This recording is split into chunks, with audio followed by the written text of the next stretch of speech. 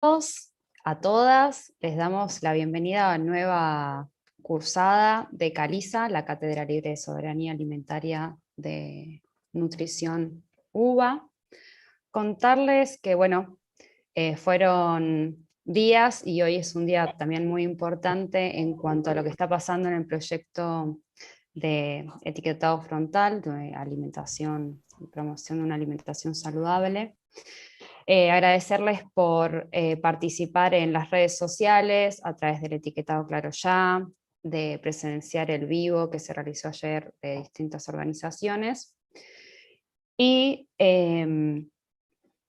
hoy sí damos apertura a esta segunda clase del eje de Derecho a la Alimentación Humana, que va a estar dándola la nutricionista Mercedes Paiva, que es docente de la cátedra. Y el tema con el que se va a abordar hoy es Derecho a la Alimentación y Políticas Públicas. Así que te damos la bienvenida.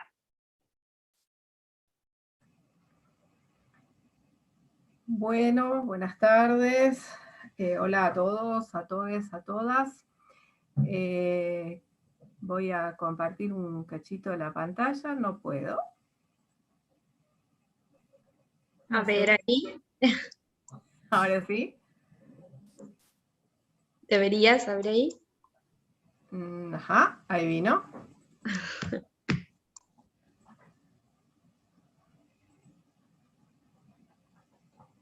No venía por acá, no venía por acá, no venía por acá. Ahora parece que sí. Bien. Entonces, en principio, algo de lo que quiero empezar a hablar tiene que ver con esto de pensar el tema del derecho a la alimentación adecuada en este marco y perspectiva histórica y en relación a cómo las políticas públicas se fueron dando en distintos contextos. Un repaso así como un poco breve, pero bueno, ahondar en ese asunto. Contarles un poco en esta declaración de conflictos de interés que yo soy docente de la universidad desde el año 91, mientras era estudiante, y que soy docente de la Cátedra de Educación en Nutrición desde hace mucho tiempo, y de la Caliza desde su conformación, y también soy docente. Esto es un cargo rentado el de educación, y un cargo de honor en el de la Cátedra de Soberanía Alimentaria. Además soy docente de materias como nutrición comunitaria o las prácticas de salud pública o materias afines en otras universidades públicas y privadas, y que me desarrollé en distintas instancias en relación a las políticas públicas durante bastantes años en el Ministerio de Desarrollo Social del Gobierno de la Ciudad, y desde el año 2004 como profesional especializado en el Ministerio de Desarrollo Social de la Nación, que este es un cargo rentado, concursado, y que desde el 2019 también estoy desempeñando un cargo de dirección simple de políticas alimentarias en este ministerio, y que es la continuidad, digamos, de alguna manera de este trabajo técnico que estoy haciendo desde hace mucho tiempo, y por eso van a ver que en algunos momentos traigo experiencias personales referidas al desarrollo de las políticas desde el punto de vista de la gestión. Y también contarles respecto de los conflictos de interés que me desarrollé mucho tiempo como dirigente de la Asociación Argentina de Nutricionistas y de la Federación Argentina de Graduados en Nutrición,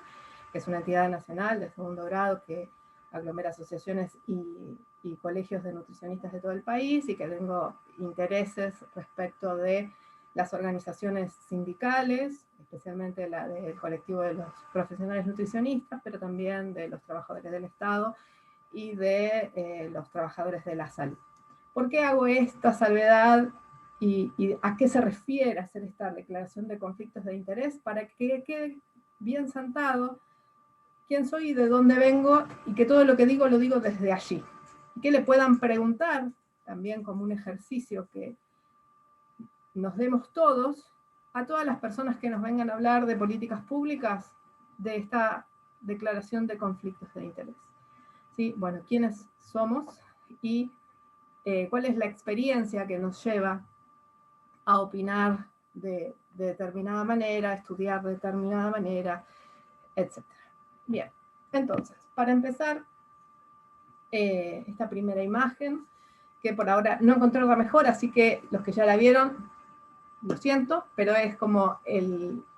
icono, la imagen que mejor representa esta tensión entre lo que es el derecho a la alimentación y el derecho al comercio, ¿sí? En donde las personas se vuelven invisibles para un sistema alimentario de producción, de comercialización, de distribución y de acceso a los alimentos en función de los intereses comerciales, ahí donde los alimentos y las góndolas son más visibles que el resto de las cuestiones. Este es un autor que se llama Yuval Lin y que hizo una primera exposición en el Centro Pompidou en el año 2017. Entonces, ¿qué es el enfoque de derechos? La CEPAL nos dice que constituye el marco conceptual para el proceso de desarrollo humano basado normativamente en principios y estándares internacionales de derechos humanos y operacionalmente dirigido a respetarlos, protegerlos y satisfacerlos. Cuando hablamos del enfoque de derechos, hablamos de una pretensión de integrar la legislación, los programas, planes y proyectos en el proceso de desarrollo de cada uno de los países. ¿Y hacia dónde va este proceso de desarrollo? A garantizar los derechos humanos progresivamente, y también consiste en el desafío de los países de decidir cuáles van a ser las mejores políticas para poder acceder a estos derechos y a medirlo con indicadores objetivos que puedan representar un seguimiento de las políticas públicas. Dos ejemplos, no sé, la mortalidad infantil o la mortalidad materna, que son dos indicadores duros que nos permiten hacer el seguimiento de los programas de salud, de los programas alimentarios, de los programas de promoción social, por ejemplo, ¿sí? O, bueno, cualquiera de estos indicadores bien objetivos que nos permiten medir la inserción de los programas. Entonces vamos a ver que hay por lo menos tres conceptos que están trabajando juntos. Por un lado, el derecho a la alimentación, la seguridad alimentaria y la soberanía, que tienen puntos en común, pero que sin embargo tienen concepciones y miradas diferentes. Por un lado, el derecho a la alimentación como un concepto legal. Por otro lado, la seguridad alimentaria como un concepto técnico, y por otro lado, la soberanía alimentaria como un concepto político, que va más allá de los otros dos. Nosotros desde la cátedra pretendemos poner en tensión la soberanía y la seguridad alimentaria y ver en el concepto de soberanía qué cosas hay allí en la soberanía, y ver en estas imágenes que ahí donde nosotros vemos soberanía, no solo vemos la producción, los alimentos, los vegetales, los animales, sino también vemos a los productores, a las productoras, vemos la tierra, vemos el agua, ¿sí? Si quisiéramos, es una producción con personas. Y allí donde vemos las producciones a gran escala, más cerca a aquellos tecnicismos de laboratorio, vamos a ver que ahí desaparecen las personas, desaparece el entorno, el agua, y vemos como estas cosas sacadas del entorno y sin gente y sin entorno, sin otros verdes, ¿sí? Esas imágenes del medio, las jaulas, las grandes producciones extensivas. Voy a saltear esto porque lo van a tener. Entonces pensemos, ¿quién es el garante de los derechos? El garante de los derechos siempre es el Estado. Pero ¿quién es el Estado? El Estado es el poder ejecutivo, el Estado es el poder legislativo y también el Estado es el poder judicial. Entonces, en la medida que el legislativo genere las normas, firme tratados, pactos, leyes, en consonancia con la garantía de derechos, van a dejarle listo al Ejecutivo, es decir, a los ministerios nacionales, provinciales o municipales, para ejecutar esas políticas que la norma prefiere. algunas veces con libertad de acción para elegir el cómo, y otras veces más restringido, en donde es solo una aplicación. Entonces, el legislativo, o en tal caso algún decreto del ejecutivo, van a marcar la política y van a marcar las responsabilidades. Y van a decir, bueno, este plan, este programa, este proyecto va a ser responsabilidad de tal dependencia, con tales acciones y con tales responsabilidades. Cuando estas cuestiones del legislativo en el ejecutivo se ven ejecutadas con fallas, con diferencias, con problemas, entonces podría entrar el Poder Judicial a exigir que se garantice un derecho, a exigir que se garantice de determinada manera, a pedir que se cumpla la norma, la letra de la norma. Pero además, el Estado suele tener en cada una de estas instancias la cara de los agentes del Estado, y ahí yo no puedo más que pensar un poco como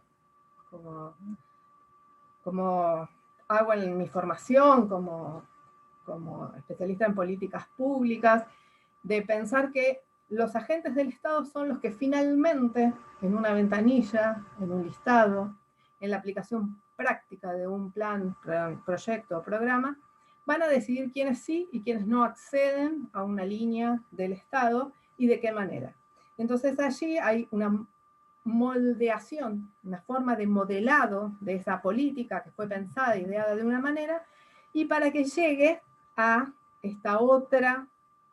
realidad efectiva que es la ejecución de los programas. Muchas veces adaptándolos a la realidad diversa de un país, de una provincia, de los diferentes municipios, y otras veces tergiversando lo que originalmente el programa decía.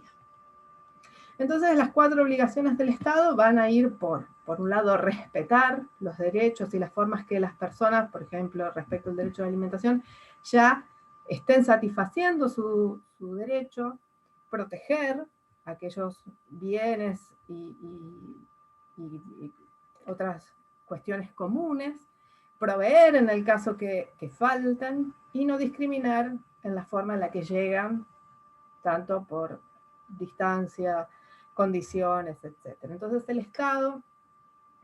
para garantizar los derechos, tiene que ser progresivo e inmediato, dependiendo de qué se trate.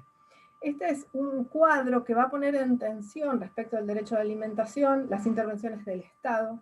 en sus 3 poderes, las organizaciones sociales, ya sean organizaciones de bases, organizaciones profesionales como las organizaciones de nutricionistas, las organizaciones de la sociedad civil, las organizaciones sindicales, digamos, distintas formas de representación de la ciudadanía que pueden exigirle al Estado o limitar al mercado, y las acciones del mercado. Esto, la forma que tiene el cuadro no es caprichosa, sino que tiene que ver con pensar la función regulatoria del Estado sobre el mercado. Y aquí vemos unas 23 cosas, elementos, a tener en cuenta y que ustedes pueden encontrar en la bibliografía para desatar esta relación que hay respecto al derecho a la alimentación, y cómo cualquiera de estas condiciones puede modificar el acceso al derecho a la alimentación. Entonces, ¿qué es el derecho a la alimentación? Pensemos que que el garante de este derecho es el Estado, y que primero respeta, garantiza y adopta medidas para hacerlo efectivo. Respecto a esta situación, la disponibilidad, la accesibilidad física y económica, la adecuación, la sostenibilidad, y que hay distintas maneras, que decíamos, la exigibilidad, la judiciabilidad, el reconocimiento y la apropiación social, para ir a discutir cada una de estas. Entonces, ¿cuál es el problema, ¿sí?, respecto al derecho a la alimentación en la Argentina? Entonces vamos a ver un primer asunto, que es la producción en cantidad y calidad. Discutimos y escuchamos, hace un rato lo volvimos a escuchar en la discusión de comisiones de diputados, que la Argentina produce alimentos para 10 veces su población, ¿no? 400 millones, qué sé yo. Bien. Ahora, en ese sentido, si ven este trabajo de Malena Giai y Guillermina Veronesi de disponibilidad alimentaria en la Argentina, cuando se analiza esto en condiciones de kilocalorías, o sea, de calorías totales, Entonces sí estamos hablando de una disponibilidad de alimentos alta, pero si lo vamos a ver en función de lo que la gente come, y la gente es muy maniática en este sentido porque tiende a comer alimentos, entonces, bueno, van a querer comer aquellas cosas que recomiendan las guías alimentarias, entonces van a querer comer leche, yogur, queso, lácteos, van a querer comer frutas y verduras, van a querer comer aceites y semillas, cereales y legumbres, bueno, los grupos de alimentos de nuestras guías. Y cuando hacemos el análisis, cuando lo hicieron Gia y Veronesi respecto de esta distribución, de esta disponibilidad distribuida por grupos de alimentos, ahí sí encontramos falencias. O sea que no estaría disponible o sería crítica la disponibilidad de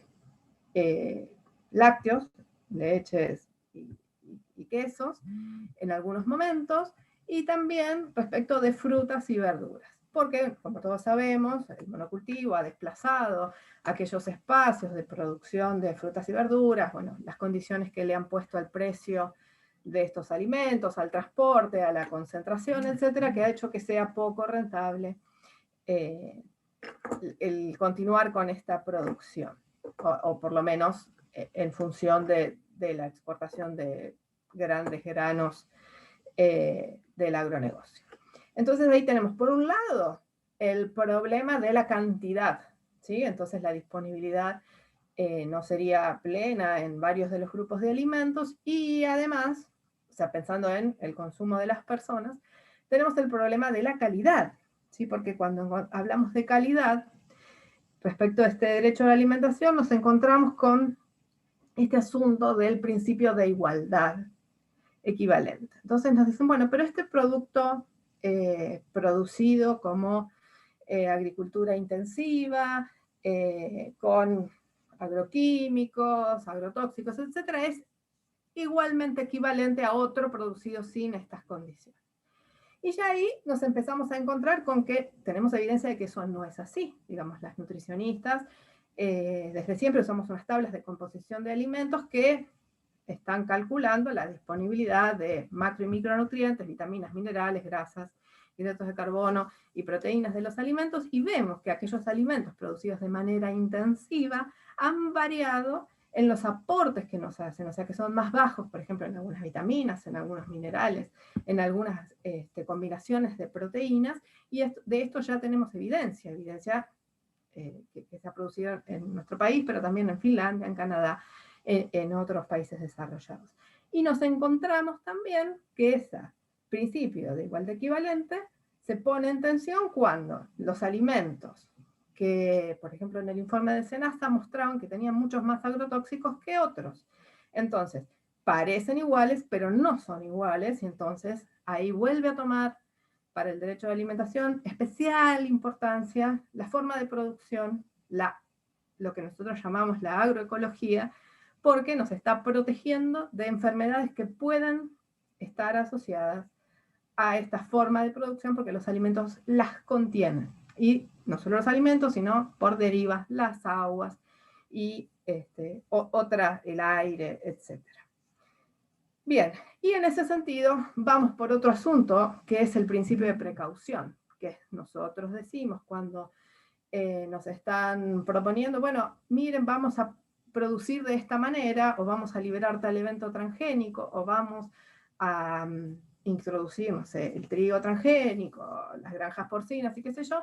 nosotros podemos aducir este principio de precaución diciendo, bueno, pero hay antecedentes respecto de esto. ¿Cuáles son los estudios de mediano y largo plazo respecto a los efectos en la salud de la población, de los niños, de las niñas, de los adultos, de la población de mayor edad, cuando consume estos alimentos? La mayoría de estos eventos transgénicos son liberados sin que estos estudios sean hechos, y lo único que se aduce es este otro principio de igualdad equivalente respecto, bueno, este trigo es igual al otro trigo porque tiene la misma cantidad de X, no sé, proteínas, calorías, lo que sea. Y sin embargo, nosotros ya sabemos que eso no es igual. Respecto de la distribución, entonces ahí nos vamos a encontrar con un montón de problemas respecto de dónde se producen los alimentos, cómo se le pagan a los pequeños productores, qué valor se les agrega, cómo se concentra la distribución en los distintos puntos de compra, los problemas de acceso, del acceso económico, de acceso físico, y los problemas de sostenibilidad para las generaciones futuras. Todos estos son los problemas que tenemos respecto al derecho a la alimentación en la Argentina. Entonces, nos encontramos con un patrón de consumo que ha desplazado la dieta tradicional hacia alimentos frescos a otros alimentos que llamamos ultraprocesados. Disminuyó el consumo de vegetales y frutas, legumbres, carnes, leches, aumentaron los preelaborados, cárnicos amasados, jugos, gaseosas, comidas listas para consumir, baja la ingesta de vitamina A, C, fibra y calcio, y cambia el patrón con mayores efectos en los hogares de menores ingresos. Por eso es que hace falta el desarrollo de políticas públicas. Porque la tierra brinda suficiente alimento para satisfacer las necesidades de todos, pero no la codicia de todos, como dice Amartya Sen. Entonces, si pensamos nuestro sistema alimentario actual, tenemos que describirlo como un sistema que tiene una característica patriarcal de dominación sobre el territorio, sobre las personas, sobre el agua, sobre las semillas, sobre todos los medios de producción, que tiene una fuerte impronta especista, poniendo a los seres humanos por encima del resto de la tierra, el agua, los otros animales, lo que llamamos el equilibrio del ecosistema, que es un sistema que es extraccionista, ¿sí? Que lo que hace es tratar de maximizar la ganancia en cada uno de los procesos de producción, sin medir si esto va a ser sostenible a corto, mediano y largo plazo. Muy lejos de las ideas del buen vivir de nuestros pueblos originarios, que tenían una concepción muy diferente de esta. Entonces, cuando este sistema alimentario se retroalimenta y de una manera salvaje, vamos a decir, arraigada en este capitalismo salvaje, reproduce las formas de producción, allí es donde nos encontramos que estos problemas, en lugar de ir mejorando, se van agravando. Entonces, ¿qué dice la legislación respecto del derecho? ¿Sí? En nuestra Constitución se marca en el análisis de todos los pactos que han sido firmados, que tenemos un derecho a una alimentación adecuada, a no sufrir hambre y malnutrición, al acceso a agua segura y potable, a recursos para cocinar, a un alto estándar de salud mental y física, al desarrollo, a disfrutar de los beneficios del progreso científico y a la educación y al acceso a la información. En el último tiempo hubo distintas observaciones respecto a cómo está el derecho a alimentación en la Argentina. Recibimos la visita en el año 2015 de Hilal Helber, que es era la relatora del derecho a la alimentación, y ella ya en aquel momento estaba viendo una crisis económica y financiera que hacía que más personas concurrieran a los comedores, que medía un impacto negativo en la calidad de los alimentos que se ofrecen a los niños del Plan Nacional de Seguridad Alimentaria, que la asignación universal por hijo no llegaba a algunas áreas rurales y a algunos migrantes, que había especial dificultad entre las mujeres rurales y la agricultura familiar, que había territorios con sequía y deforestación, que la mayor cantidad, que era en la región uno de los países con mayor cantidad per cápita de comida ultraprocesada consumida, que debían tomarse medidas urgentes para proteger a los grupos más vulnerables y a la clase media. Pero también la relatora especial del derecho a la alimentación hizo observaciones específicas sobre el derecho a la alimentación y géneros. Este es un asunto que empezaron a tratar ya las compañeras clases A, respecto de varios aspectos. Por un lado, en el mercado laboral, esto de reconocer, reducir y redistribuir el trabajo no remunerado que realizan las mujeres en el hogar y como cuidadoras. Algo que claramente ella vio en el 2015, pero que nosotros hemos visto agravados en el marco de la pandemia, el aislamiento, en donde en muchos casos las mujeres, en su función de cuidadoras, de adultos mayores, de niños, niñas, adolescentes y la familia en general, han visto sobrecargadas sus tareas. También marcó en aquel momento la protección social básica, servicios e infraestructura, un marcado renglón respecto al acceso a la salud y a los servicios de cuidado de niños y niñas. Ustedes saben que tenemos en Argentina un déficit de establecimientos de cuidado para niños menores de 3 años y también de 4. Y también el acceso de las mujeres a trabajos remunerados en consonancia a esta falta de espacios de servicios de cuidado. También hablaba ella de luchar contra la discriminación y la violencia en los lugares de trabajo que sufren las mujeres y otras disidencias de género. El entorno propicio para corregir las disparidades entre los géneros en el sector de la agricultura, la ganadería y la pesca, poniendo énfasis en la capacitación y las necesidades específicas que tienen las mujeres que trabajan en estos sectores. Facilitar el acceso de las mujeres a la información, sobre todo sobre cambio climático, las formas en las que pueden contribuir a la adaptación, al bienestar, la resiliencia y a dar su opinión. Y en ese sentido la relatora ponía especial énfasis en el acceso de las mujeres a la capacitación y a la información, y cómo este acceso redunda rápida y fácilmente en el beneficio de la comunidad entera. Y por otro lado, el acceso a la asistencia financiera y de programas sobre cambio climático y de agricultura, con igualdad de género, que bueno, ustedes saben que ya de por sí el sector agrícola y de campesinos,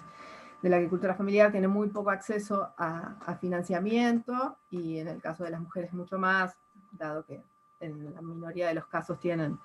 la tenencia de la tierra, son dueñas de la tierra o de los sistemas de producción propios. O sea que ella hizo un especial interés en el derecho a la alimentación y género. Puso, diríamos, lo que llamamos el anteojo para ver la equidad de género. Esta era la situación de 2015, pero además nos vino a suceder la pandemia, nos vino a suceder, bueno, ¿no? Es esta situación de, bueno, veníamos con este sistema y aparece esta zoonosis, o, bueno, es el sistema agrava, bueno, la víbora que se muerde la cola, pero la situación es que en la pandemia, la CEPAL, como otros organismos de Naciones Unidas, hablan de distintas maneras de reducir los efectos de la pandemia respecto de la inseguridad alimentaria. Entonces, por un lado, para los hogares, pone la lupa en reforzar el ingreso básico de emergencia, en reforzar los programas de alimentación escolar, en apoyar subsidios monetarios o donaciones de alimentos, en que las empresas y los actores del sistema alimentario puedan ser apoyados con el sistema financiero o con distintos subsidios, especialmente la agricultura familiar, ajustar los protocolos de sanidad y salud para la producción, el transporte de los mercados mayoristas y minoristas, expandir y garantizar el funcionamiento de los programas de apoyo a la producción y el autoconsumo, y asegurar el financiamiento, la asistencia técnica y el acceso a insumos y mano de obra para los agricultores y pescadores artesanales. Bueno, además, en el sistema se ponía una lupa en proteger las formas de comercialización para que se pudiera garantizar el abastecimiento de alimentos. Voy a hacer una brevísima mirada sobre lo que pasó a nivel mundial con el derecho a la alimentación. Por un lado tenemos la Declaración de los Derechos Humanos en el año 48, que bueno, originalmente se llamaba la Declaración Universal de los Derechos del Hombre, y que después de la Segunda Guerra Mundial aparece, entre otras cosas, con este artículo 25, en el que, entre otras cuestiones del bienestar, habla del acceso a la alimentación. Posteriormente, en 1966, aparece el Pacto Internacional de los Derechos Económicos, Sociales y Culturales, en donde en el artículo 11 se habla del derecho a estar protegidos contra el hambre, y aparecen otras ideas respecto de el acceso a la información, la protección de las familias, de los niños, de las niñas.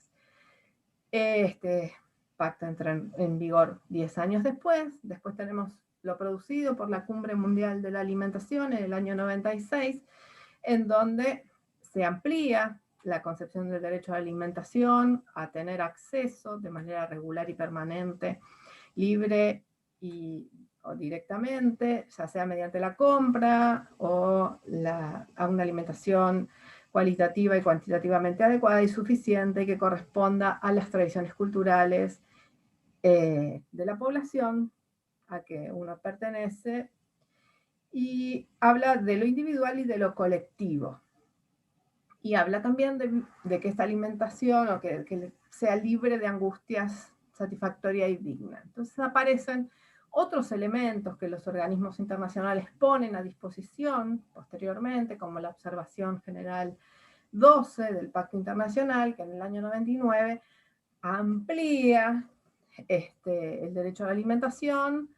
y habla de alimentación adecuada cuando todo hombre, mujer o niño, ya sea solo o en común con otros, tiene acceso físico y económico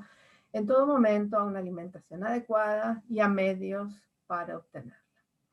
Después, en el año 2004, aparecen las directrices del derecho a la alimentación y posteriormente otras, como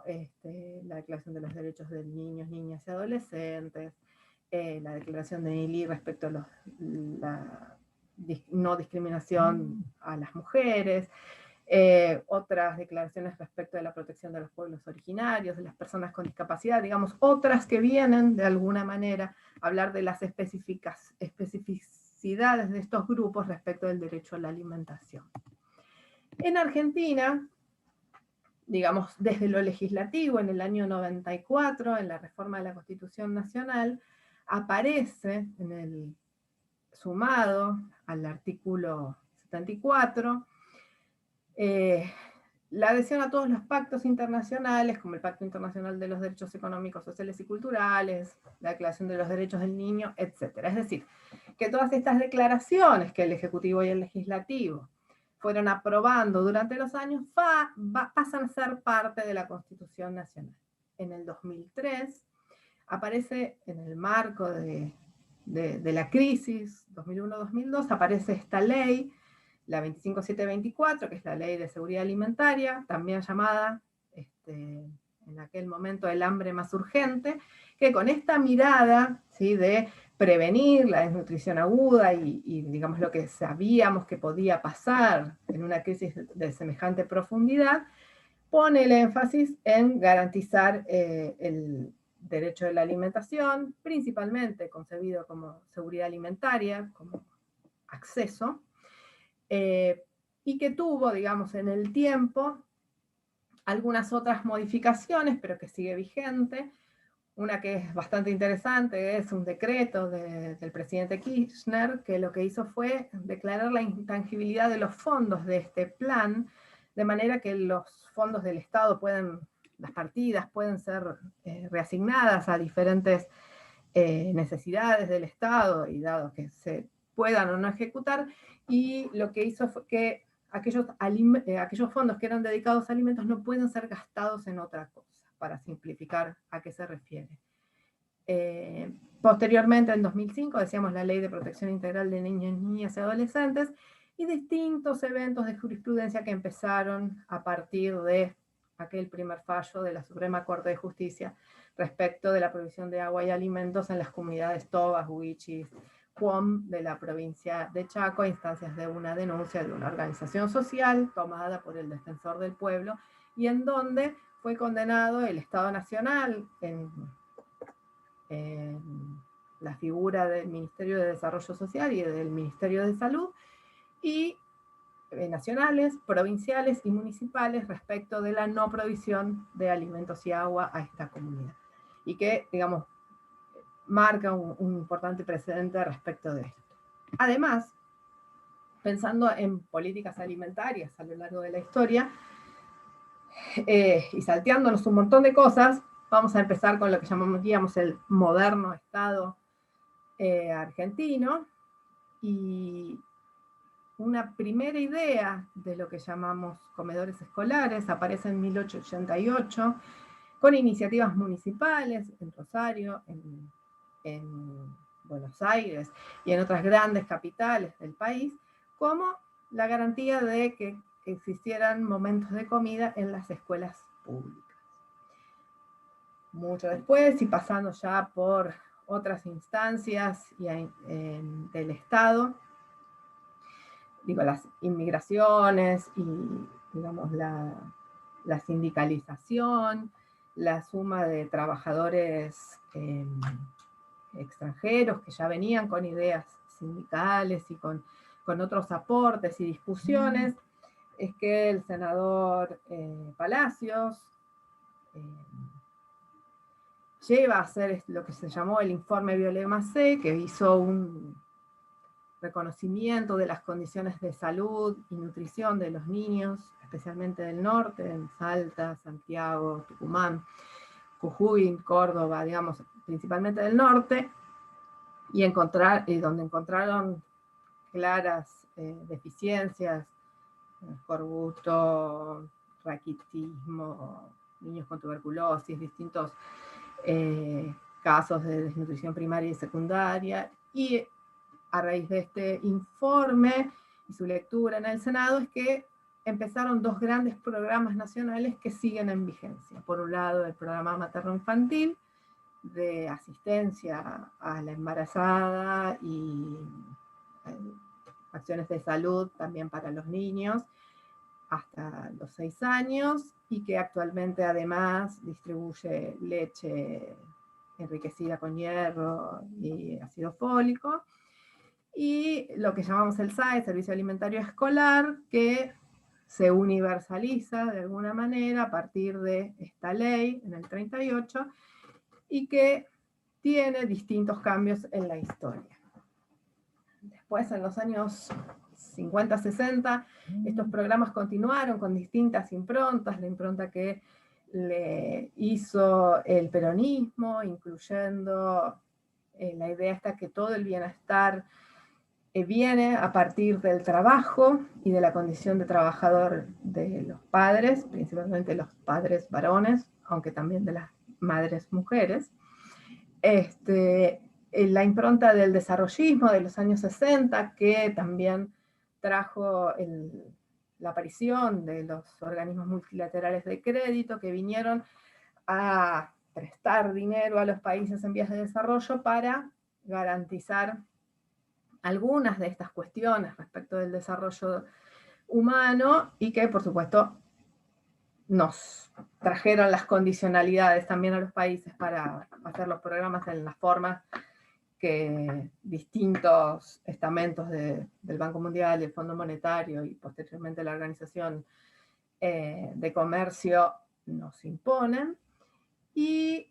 en la década del 70, junto con el neoliberalismo, nos encontramos con este espacio de descentralización de las escuelas primarias, de la nación a las provincias, donde la responsabilidad de la ejecución total de infraestructura, salarios, contrataciones y alimentación escolar pasan a depender de las provincias y de la coparticipación o de los fondos propios de las provincias, y que esto fue en detrimento de la equidad, dado que hay provincias más ricas y provincias menos ricas, y que esto hizo que diametralmente volviera a cambiar las condiciones de las escuelas primarias. En el año 1988 aparece el Programa Alimentario Nacional, que fue el primer programa en donde el Estado Nacional reconoce su responsabilidad respecto al derecho a la alimentación, que ha tenido, digamos, sus puntos buenos y sus puntos malos. Digamos, el punto bueno primero y principal puede ser este del reconocimiento del Estado Nacional y la forma de paliar esa tremenda crisis hiperinflacionaria que hubo en el 89. Y por otro lado, bueno, las diferencias, que otra posibilidad también de tomarlo como un aspecto positivo es esta cuestión de las compras en gran escala de alimentos que permitían bajar el precio de los alimentos que se compraban, y las dificultades que claramente puede tener un programa centralizado de semejantes dimensiones, como la distribución, la inadecuación cultural de la distribución de alimentos elegidos de manera central, dadas las condiciones culturales del norte, del sur, el este y el oeste de nuestro enorme país. Después, en la década del 90, esta nueva ola de neoliberalismo hizo que se descentralizaran también las escuelas secundarias, junto con otros sistemas, los temas de salud y otras cosas, pero digamos, haciendo foco en estos programas, lo que pasó fue que también se descentralizó la alimentación de las escuelas secundarias y sobre todo de aquellas escuelas albergues que tenían y tienen la responsabilidad de tener a los niños, niñas y adolescentes tal vez durante 10, 15, 20 días seguidos sin que vuelvan a su casa y haciendo todas las comidas en las escuelas. Nuevamente, descentralizando todo, la infraestructura, la contratación del personal y todo, la alimentación incluida, y cómo esto vuelve a recaer sobre las diferencias presupuestarias de las provincias. Bueno, lo que decíamos en 2003 con la creación del Plan Nacional de Seguridad Alimentaria, y en el 2004 la transferencia de este complemento alimentario que existía embrionariamente en el Ministerio de Educación hacia el Ministerio de Desarrollo Social para complementar las diferencias que pudiera haber de financiamiento de los servicios alimentarios escolares y que hicieron posible una mayor disponibilidad de fondos para estos servicios que desde lo nacional y lo internacional sabemos que hacen la diferencia en los grupos vulnerables de niños, niñas y adolescentes. Entonces, pensamos en políticas alimentarias y se los preguntamos a ustedes en el chat. Y en el foro, muchos de ustedes, contestaron diferentes cosas. Hablaron de algunas de las políticas de producción, de la distribución y las de acceso, hicieron distintos comentarios sobre eso. La primera cosa era sobre la mirada de género, ¿sí? Sabemos que ninguna acción política o programa social es justa si no tiene esta mirada de género, y entonces en eso vimos que muchas de estas políticas primero fueron concebidas en épocas en donde difícilmente se atravesaba los anteojos violetas, la equidad de género en las políticas, y otras que fueron concebidas acá más cerca tampoco explícitamente tienen una mirada de género desarrollada. Entonces voy a hacer un reconto de algunas de las políticas que ustedes mencionaron y los aspectos positivos, negativos que encontramos, con los que coincido, otros que puedo agregar, y nada, pensar en estas cuestiones. Bien, por un lado hablaron de los de producción de los programas de huertas. El Programa Nacional de ProHuerta, que es de gestión conjunta entre el Ministerio de Desarrollo Social de la Nación y el INTA, el Instituto Nacional de Tecnología Agropecuaria, y otros programas que son también de huertas, pero que son gestionados por las provincias y o los municipios. En muchos de los casos mencionaron que no tenían mirada de género, mencionaron como aspectos positivos la provisión de semillas, la provisión de capacitación, todas las redes que se arman sosteniendo a los pequeños productores, a la producción familiar, a la agricultura de pequeña escala, en función del autoabastecimiento y la comercialización del excedente. Digamos que son programas a los que les han encontrado, y yo también se los encuentro, muchos aspectos positivos, inclusive la vuelta a que haya provisión de semillas desde el año 2020, los espacios de intercambio de semillas que también tienen estos programas. Y, digamos, yo agregaría estas otras cuestiones de generar los espacios de intercambio y de sostén para las personas en distintos momentos de crisis, donde, por ejemplo, el ProHuerta existió y otros programas de cinturones verdes, de producción local, de producción de grandes cinturones alrededor de las ciudades. Por otro lado, también mencionaron los programas de cuidado de semillas, algunos bancos de semillas, otros espacios de cuidado de semillas, algunos espacios de ferias de intercambio de semillas, y en ese sentido, bueno, algunas de estas son políticas públicas generadas por el Estado o distintas instancias del Estado, y otras son a instancias de la generación de lo local, municipal o de organizaciones sociales. Y en ese sentido, creemos que la mejor forma de conservar las semillas es o en los albergues transitorios, es decir, en estos lugares donde provisionalmente las tenemos guardadas hasta que puedan volver a tener contacto con la tierra, el entorno, el clima, etc. O los espacios de intercambio, porque siempre las semillas van adaptándose a los entornos y no a aquellos espacios donde están congeladas, criocongeladas, etc. Y donde pierden relación con el entorno.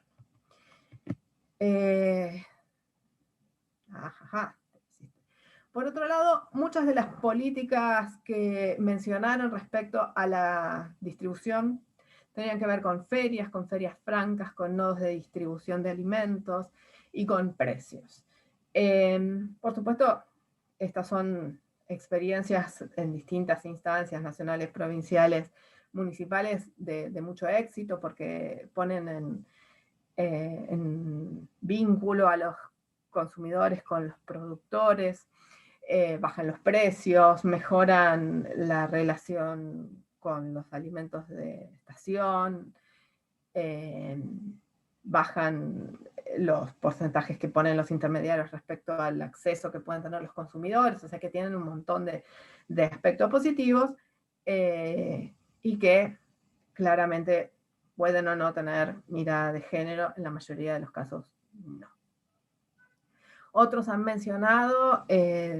los precios, ¿sí? Distintos programas de precios, pero algunos mencionaron los precios cuidados y también mencionaron, digamos, como que tienen algunos aspectos positivos, no tienen mirada de género, pero sí que encontraron las mismas tensiones que encontramos muchos de nosotros, que ponen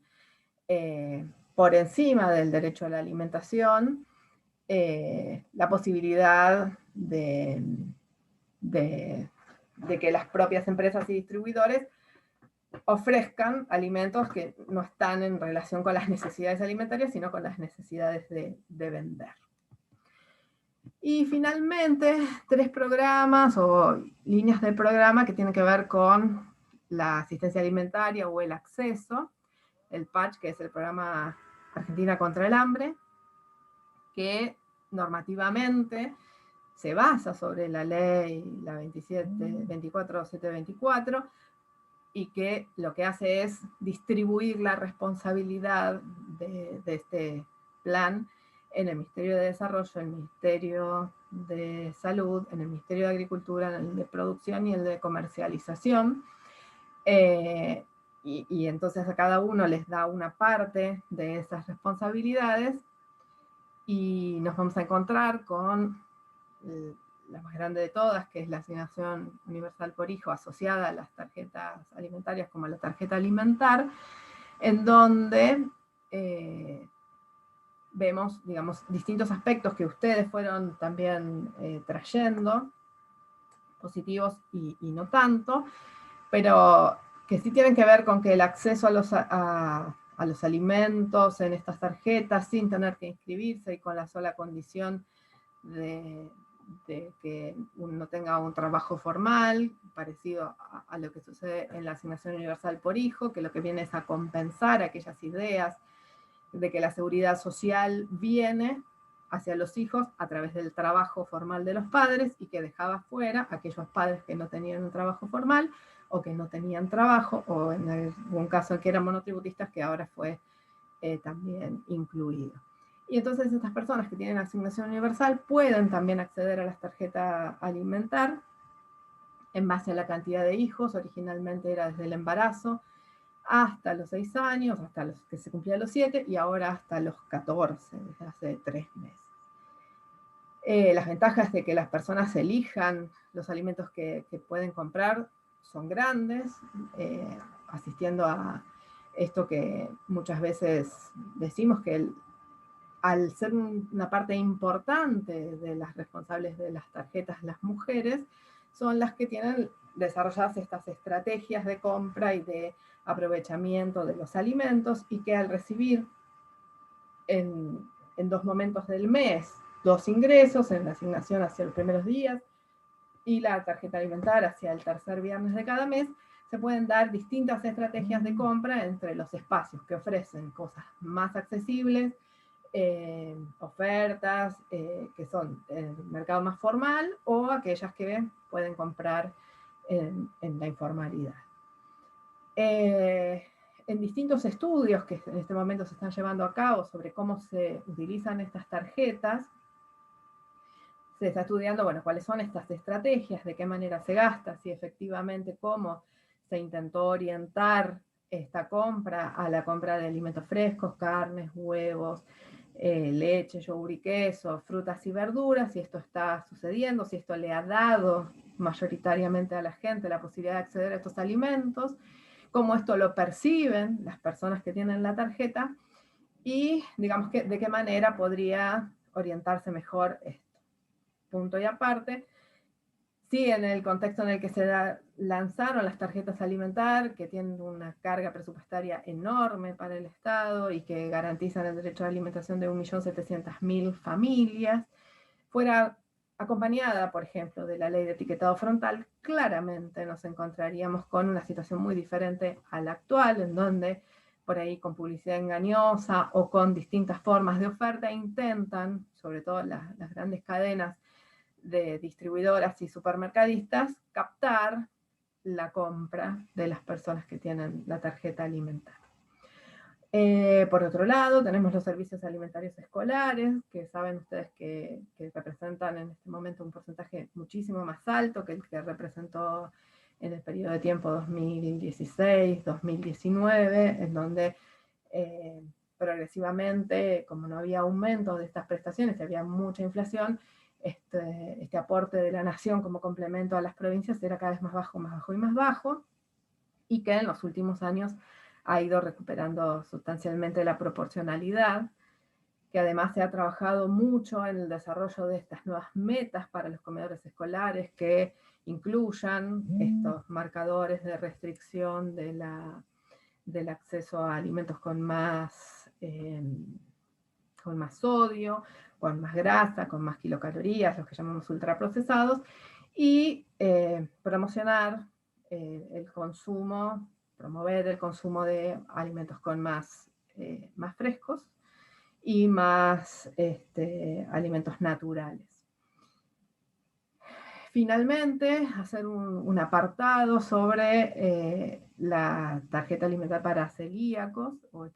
para personas con enfermedad celíaca, que también a instancias de distintas dificultades que hubo durante la pandemia, y siendo que las personas de la ley, después de la ley, que las personas que tengan enfermedad celíaca y tienen cobertura de obra social pueden tener este aporte de las obras sociales para comprar alimentos, y las que no tienen obra social no. Entonces esto cubre a las personas que tengan enfermedad celíaca y que no tengan obra social con una tarjeta y o módulos dependiendo de la provincia, y pueden incluir o no alimentos frescos. Hay provincias que han abordado esto junto con unos bonos que les permiten la compra de alimentos frescos, porque los celíacos no solamente van a consumir alimentos amasados que reemplacen los que no tienen trigo, avena, cebada y centeno, sino que también otros alimentos como frutas, verduras, lácteos, carnes, huevos, para tener una alimentación variada. Entonces esto va tomando distintas formas de acuerdo a los proyectos que se firman con cada una de las provincias. Lo mismo ha sucedido con el sistema alimentario escolar, que ha tomado en el plano de la pandemia el formato en muchos casos de que se prende y se apague el abastecimiento presencial o de viandas en las escuelas, y que ha sido reemplazado por bolsines, bolsones o cajas de alimentos, en general alimentos secos, pero que de acuerdo a las distintas modalidades y aún en los subsistemas que tienen algunas provincias, ya sea que son ejecutados por los municipios, por los consejos escolares, centralizados, descentralizados, tercerizados en proveedores, etcétera, han tenido aportes de frescos, de huevos, de carnes, de pollo, de frutas y verduras, digamos, distintas modalidades que cada provincia se ha dado y que ha dado también a la variedad de los distritos del país. Pero que en general mantienen una regularidad de un abastecimiento cada 15 días, y que ha ido por más, en el sentido que cuando una escuela, por ejemplo, solo cubría el desayuno o cubría la merienda y el almuerzo, lo que se hizo fue tender a incluir más prestaciones en los bolsones para hacer una cobertura mayor, no solo del niño o la niña que va a la escuela, sino de la familia que está detrás de ese niño o niña. Bueno, me quedan muchos aspectos de la política para revisar. Pero quiero que pensemos en que cuando hablamos de políticas alimentarias tenemos que pensar por lo menos en estas tres capacidades del Estado. Por un lado, la capacidad técnica y profesional de diseñar ese programa, de los aspectos técnicos de seguimiento y evaluación de ese programa. Por otro lado, la capacidad administrativa de llegar a todas las instancias donde tenga que llegar para invertir, para rendir, para cerrar, para abrir los proyectos. Y por otro lado, la gestión y la política de esas líneas, proyectos, planes o programas que incluyen la redacción de decretos, normativas, leyes, disposiciones que le den solidez a esa política, y también la capacidad de gestión y de poder armar los consensos políticos para sostenerla.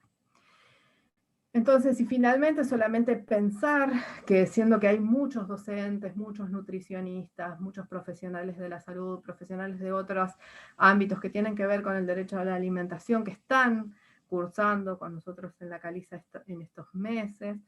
pensarnos entonces como profesionales y cuáles serían nuestras obligaciones para producir ciencia digna, para hacer investigaciones sin conflictos de interés, y si los tenemos, declararlos y tender a hacer nuestras investigaciones, nuestras acciones, nuestra docencia también, tendiendo a tener la menor cantidad posible de conflictos de interés, porque ya sabemos que los conflictos de interés cambian los resultados de las investigaciones, como si quieren después pongo a disposición de ustedes material. Entonces, por un lado, esto que finalmente y muy fuertemente tenemos, que es el derecho a la alimentación, se relaciona con el derecho a la educación y a la información, y eso tiene que ser una propuesta de educación alimentaria, nutricional, que sea ética, que acerque información, que sea culturalmente adecuada, que promueva la libertad individual y la decisión personal, que nosotros desde la universidad tenemos un rol fundamental para la formación, para la extensión y para la investigación como profesionales de la ciencia digna, que además tenemos como consumidores, como profesionales y como ciudadanos distintas instancias donde podemos decidir, como votamos todos los octubres o los noviembres, para decidir qué sistema alimentario es el que queremos apoyar, si el de las grandes concentradoras y distribuidoras de alimentos o el de la producción agroecológica, campesina, indígena, de cercanía local, y como ciudadanos para exigir que se nos diga la verdad y que la información sea clara. Solamente para que ustedes lo tengan, son distintos casos de antecedentes de acceso al derecho a la información, promovidos de distintas organizaciones, algunas organizaciones sociales, como las Madres de Ituzaingó, la Nelson Mandela en el Impenetrable del Chaqueño, las maestras de las escuelas fumigadas, la Asociación de Nutricionistas respecto al mapa nutricional de la Ciudad de Buenos Aires y la Ley 105, los pedidos de información al SENASA para ver cuáles son los alimentos que tienen contaminación con agrotóxicos, las acciones respecto a la instalación de las granjas porcinas, la liberación de eventos transgénicos y lo que podemos hacer de distintos lugares para que no suceda. Entonces, existen antecedentes, jurisprudencia, para pensar cuál es la exigibilidad de los derechos y pensarnos en función de esto. Y ahora sí, con esta imagen del matecito, que espero que volvamos a poder compartir alguna vez, abrimos este espacio de preguntas.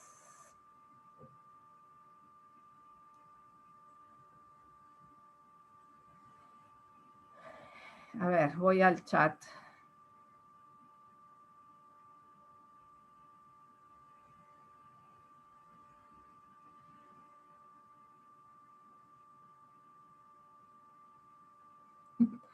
Bien, veo que preguntan sobre el patrón alimentario actual. Y consulta para profundizar este patrón de consumo. Hay varios estudios que si quieren lo podemos poner a disposición en la bibliografía, digo, estudios un poco más con más años, como los de Patricia Aguirre, que nos muestran este cambio, y otros más modernos respecto de eso, como los de Zapata, nuestra colega Emilia Zapata.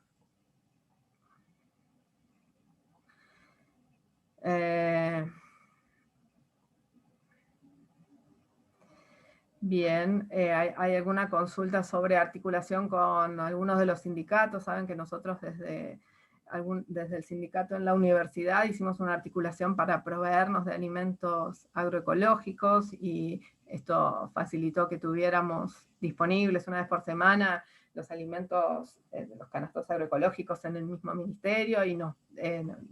la universidad, y también lo hicimos en el ministerio con el sindicato en el que estoy afiliada, o sea, pensando en que nuestra militancia en estos espacios también promueva la garantía del derecho a la alimentación de nosotros, no solo como profesionales, sino como consumidores. Sí, concuerdo con que hay gente que dice hay más interrogantes que respuestas, y sí, digamos que parte del ejercicio que promuevo con esta charla es pensar las políticas públicas con estas inquietudes, para que no nos quedemos, porque ninguna política pública es perfecta y todas son perfectibles. Entonces siempre cuando volvemos a mirarlas encontramos cosas para mejorar, para cambiar, para pensar en clave de género, para pensar en clave de una de las cosas que por ahí me faltó decir, que justamente está puesto acá, y tiene que ver en las preguntas quiero decir, con las condicionalidades, ¿no? Una cuestión con la que poca gente está en conflicto es con que, por ejemplo, la asignación universal por hijo sea para las mujeres, ¿no? O sea, que las titulares de esa asignación para los niños, niñas y adolescentes sean las mujeres. Porque los que piensan las políticas saben que respecto del éxito y de la efectividad de las políticas, las mujeres son más efectivas para la selección de alimentos. Y esto, digamos, hay muchos estudios al respecto. Y sin embargo, cuando nos ponemos las anteojos violetas para ver esta política, vemos que, si bien nadie podría estar en desacuerdo con que los niños, niñas y adolescentes tienen que tener el control de salud y la escolaridad garantizada, esto recae como una fuerza sobre las mujeres, como hay que conseguir el certificado de escolaridad y el certificado de salud. Entonces, para esto implica que, no sé, 2 veces por mes la mujer se tiene que levantar a las 5 de la mañana, hacer la cola para conseguir el turno en el centro de salud, para que se haga efectivo ese control, y muchas veces el Estado mismo que le está exigiendo a la mujer que haga ese control de salud no tiene la capacidad de garantizar ese turno para el control de salud, ¿sí? Entonces, como la víbora que se muerde la cola otra vez, porque le ponemos 2 condiciones que estamos seguras que necesitamos para los niños, niñas y adolescentes, pero recaen sobre el cargo de la mujer, sin pensar en los derechos de las madres a estudiar, a sostener un trabajo, a capacitarse, y otros derechos más menos que se llaman esenciales, como el derecho al acceso al arte y al ocio, ¿sí? a la cuestión social, que, digamos, recaen necesariamente y otra vez sobre las mujeres. Entonces, estas condicionalidades que hemos puesto para algunas de estas políticas públicas han sido pensadas en otro momento, con otras, y hay cosas que todavía tenemos que ajustar.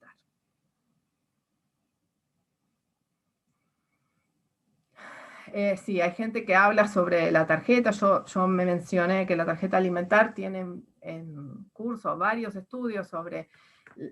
lo que se consume en los supermercados, lo que se consume en ferias, en el acceso a distintas formas de tarjetizar el consumo en ferias y en mercados de proximidad. Sí es verdad que hay algunos estudios de poco alcance que hablan del consumo de farináceos, pero también es verdad que hay otros que hablan de otras cuestiones sobre el derecho a elegir, y también, digo, como todo programa es perfectible, claramente estamos en tiempo de que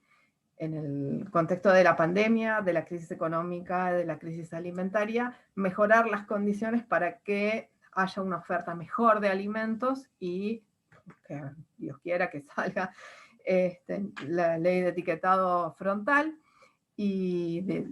advertencia con las condiciones que hemos pedido para que esto finalmente pueda garantizar el derecho a la información de las personas y que las elecciones vayan para ese lado.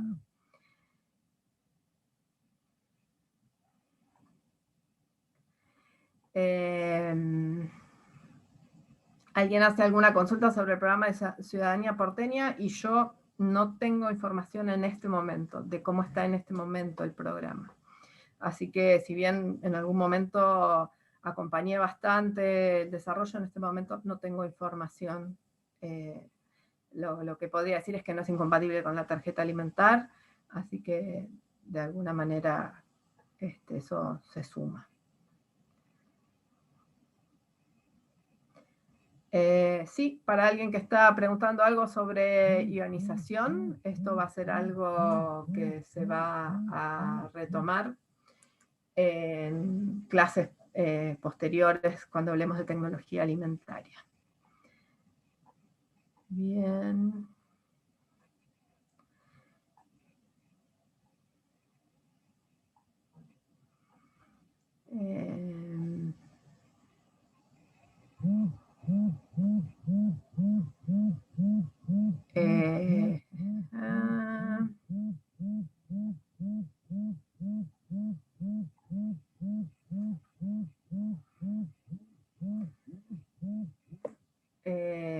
Sí, entiendo. A ver si hay alguien que me pueda decir si en este momento sigue el abastecimiento en la universidad de los bolsones de Iarte Verde. Yo entiendo que sí.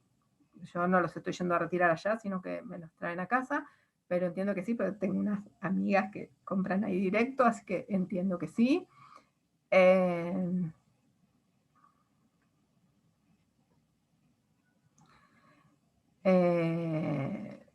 Sí, alguien pregunta sobre poder abastecer con alimentos frescos, agroecológicos en un programa alimentario escolar. Y hay experiencias, si quieren nos podemos encontrar en el foro para hablar más extensivamente de esto, pero hay algunas experiencias en América Latina, en Brasil, en algunas localidades en Argentina, así que sí, hay experiencias. Bien. Me dicen por la cucaracha que tenemos dictamen para la ley de etiquetado frontal, así que bien, estamos muy contentos. Hoy tuvimos un día a full con esto. Bien.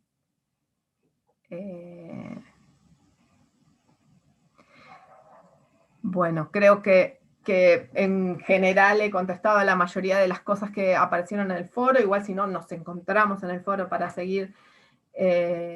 discutiendo estos temas de la política pública, de las políticas alimentarias. Bueno, recordarles que la semana próxima empezamos con el eje producción. A las 18 horas va a estar el ingeniero agrónomo Carlos Carballo de nuestra cátedra hermana, la Caliza de Agricultura. Así que, bueno, nos vemos la semana próxima, nos encontramos en el foro y seguimos abiertos a las discusiones que nos deparan las políticas sociales y el acceso a